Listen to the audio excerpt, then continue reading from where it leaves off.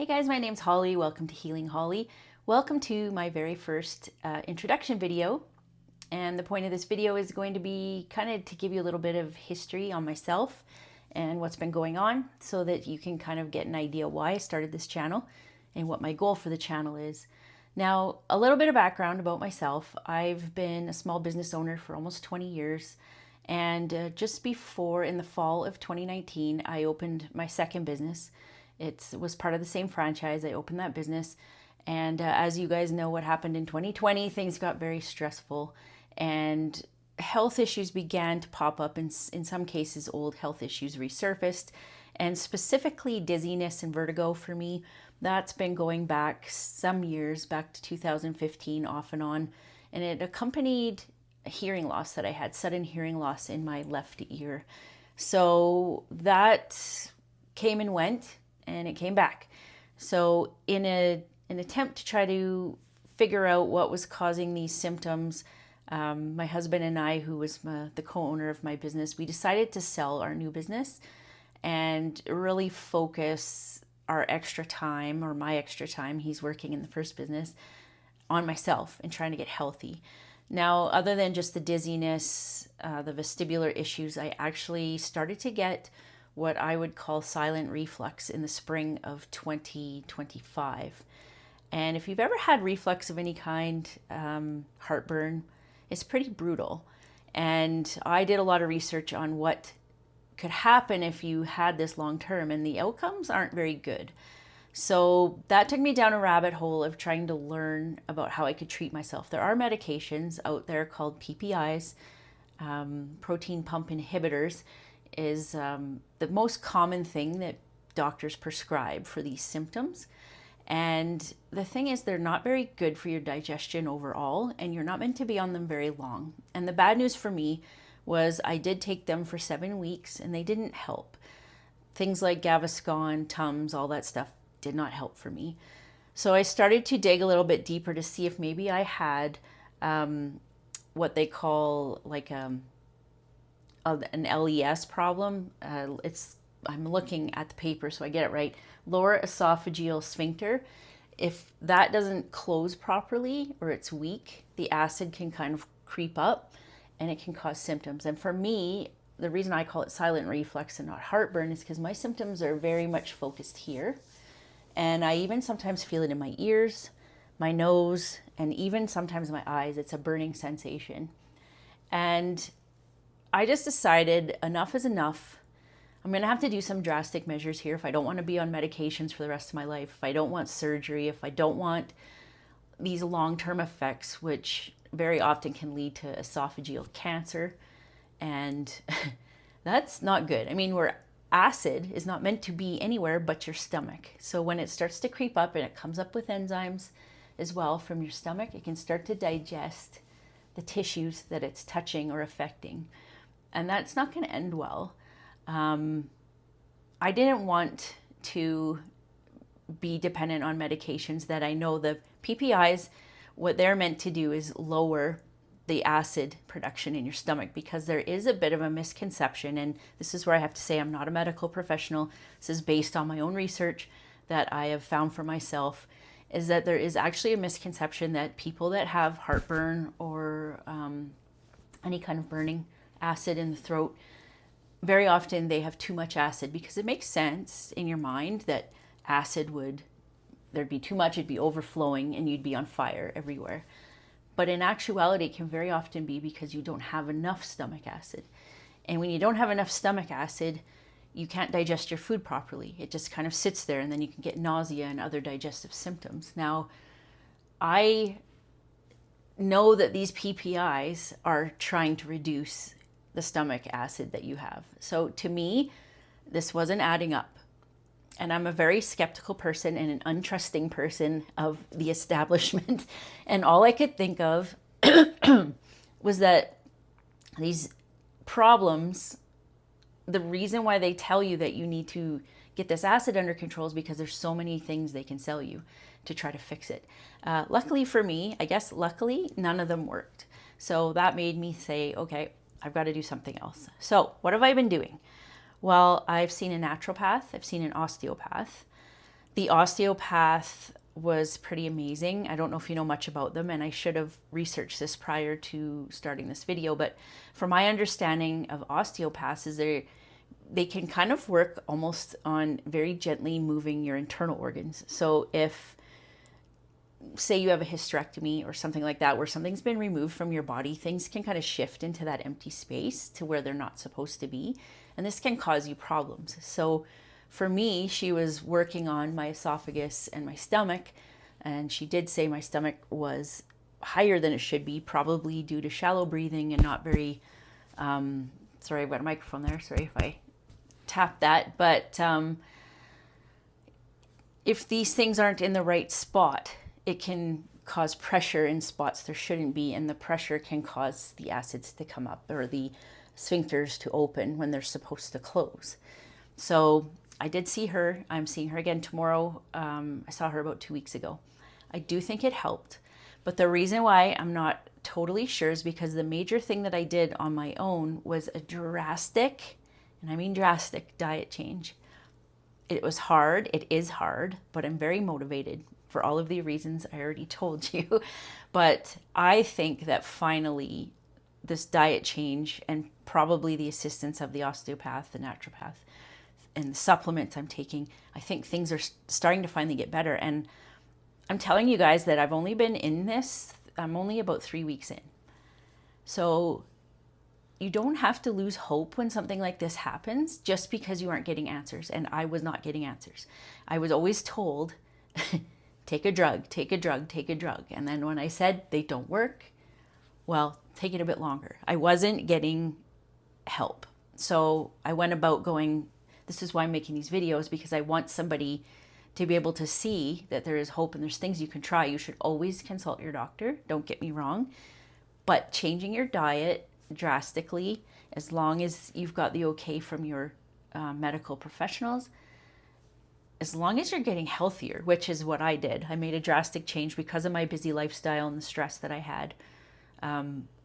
I was always eating bad food. We're talking anything that was easy and quick because we were always tired. My husband and I, for the first 5 years of our new business, worked almost every single day, 7 days a week. We weren't resting. We weren't taking care of ourselves. We weren't even shopping for groceries. It wasn't something that we had time to do. So anyway, what diet did I do? Well, the first thing I did was I found this book. I can't remember. I think I heard about it on a podcast, and this is by Dr. Daryl Gioffre. I don't know if I'm saying that right, but his whole premise is that we're very acidic. We're too acidic. Everything we eat, seed oils, stress, which is almost worse than the diet, all of these things that we're consuming are making us too acidic. And we need to kind of become a little bit more alkaline. So he cuts out a lot of things. And I made a list. Basically, there's no sugar, there's no grains, there's no dairy, and there's probably even more that there's none of. But really strong emphasis on plant-based fats, proteins, and dark green leafies. So that's what I did. Lots of nuts and seeds. You can pretty much eat as many avocados as you want and that sort of thing. So the big thing for me was, I think, like, I'm a Starbucks drinker, not coffee, but the chai teas. And day 3 of doing this diet, I will tell you, was brutal. I got quite sick. My brother, who's done keto in the past, said it was the keto flu. I was very nauseous. I almost vomited several times, but I managed not to. But this lasted probably about 4 or 5 hours. And the worst part of it was the worst headache I've ever had in my life. And then I started to get mad. Why was my body having such a hard time not consuming sugar? And that anger motivated me to try harder. Because why the heck is sugar doing that to me? Dr. Gioffre says that sugar is more addictive than cocaine in his book. So that does explain a lot. Luckily for me, I didn't have a lot of cravings. The hardest part was trying to adjust my grocery shopping, and I didn't know what to eat. So it took some time to adjust to it. Stock up on things I've never bought, like tahini nut butters, not peanuts. Can't have that. So that's the hardest part, and I'm still not there. I'm still not perfect, and I made the mistake of actually starting before I finished this book. So there's some things I probably should have taken a little slower. I kind of went gung-ho into it, and day 10 was bad for me too. I remember not feeling very well that day. The acid reflux got worse, and I just thought, this isn't working. This is not working. But then I started to do a bit more digging and found that a lot of people have this experience. Things tend to get worse before they get better. Most of us are full of yeast due to all the gluten, and that's another thing you can't have, which I'm assuming you knew. But most of us are full of yeast, even though we don't have any obvious symptoms. So yeast die-off is actually a pretty brutal thing to go through. My job in real life, my business is dog nutrition. So I know that in my industry, we will give dogs supplements to help make this transition and the yeast die-off a little bit easier. Don't ask me why I didn't think about that for myself, but I didn't. So yeah. So this is where I'm at in the journey. Actually, part 2, I enjoyed that book so much. In fact, I would get excited to read it, and I bought the physical copy. I had it for my Kindle. And there's just too many dog ears you need, and you need highlighting, and you need stuff like that for the diet plan. So I ended up buying the hard copy, and then I got this book, Get Off Your Sugar. And it even goes more in depth. I would suggest that if you want to try this, that you should get both, because they both have good information that I think helped me a lot. So here, about 3 weeks in, I made a few mistakes. I should have taken measurements. I did get weighed. My naturopath weighed me, but I don't know where I'm at right now. Definitely have lost weight. How much, I have no idea. I've always had trouble with acne too, so I'm waiting to see if that starts to clear up. It's gotten worse in the last few years. I should say that I'm 51 years old, so I'm at that time in life when I'm suspecting that there's a lot of changes going on in my body. So I think that doing this diet, and there is an exercise plan in there too that I haven't started yet. I'm not there yet, but it's all very common sense.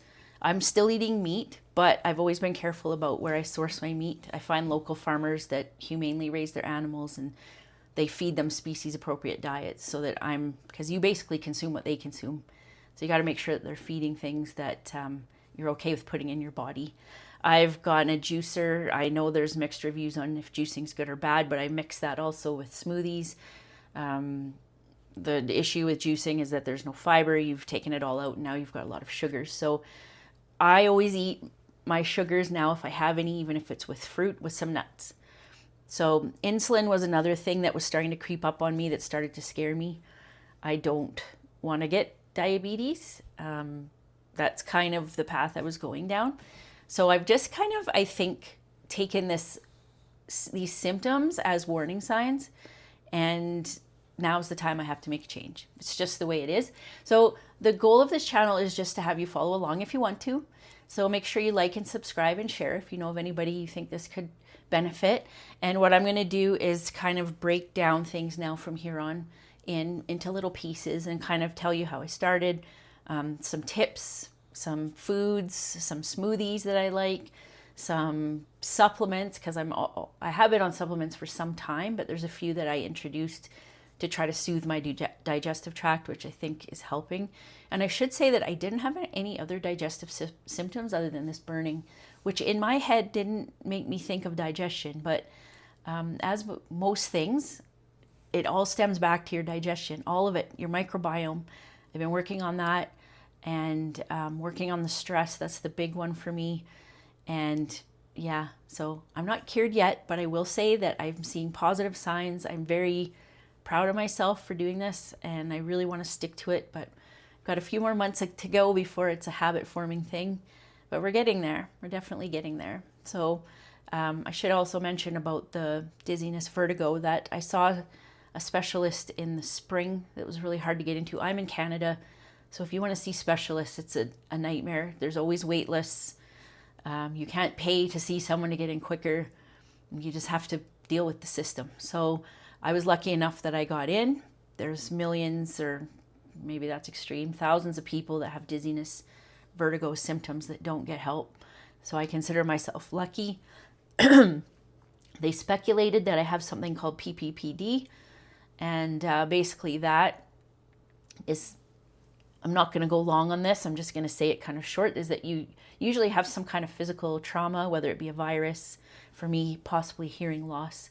So there's obviously damage in there from something, they don't know what. And you have the symptoms that go along with that, but the symptoms persist even if things start to heal physically. And they're real, very real symptoms. You still experience them. You're not making it up. It's not in your head. It's real. So you have to retrain your brain. So this is something I'll talk about too in another video, but I have gone on very long in this one. So I hope that I didn't bore you too much. Please, again, like, subscribe, follow, do all the things. I don't have any other YouTube channels, so if I've missed something, do it. Leave a comment. Because I'm not a medical professional, I'm going to say a disclaimer that this is just my experience. This is what I've done to myself, for myself. This is what's helped myself. This is my personal experience. This is not me telling you to go out and do this. But if you want us to get these books, I will link to them in the comments, and you can dig a bit deeper. Dr. Daryl Gioffre is obviously a doctor, so if you want to listen to him, a lot of what I'm going to be talking about in my videos is going to be from what I learned from him and other professionals and other books. So this is, again, me just documenting my experience. I want to look back on this in a year and see where I'm at. I wish I had taken before pictures. I'm going to now. But I wish I'd done it 3 weeks ago, because I've already noticed some changes. I feel like my skin looks different. I can't explain why or how, but to me it just looks different. So anyway, thank you so much for watching, and we'll see you in the next video.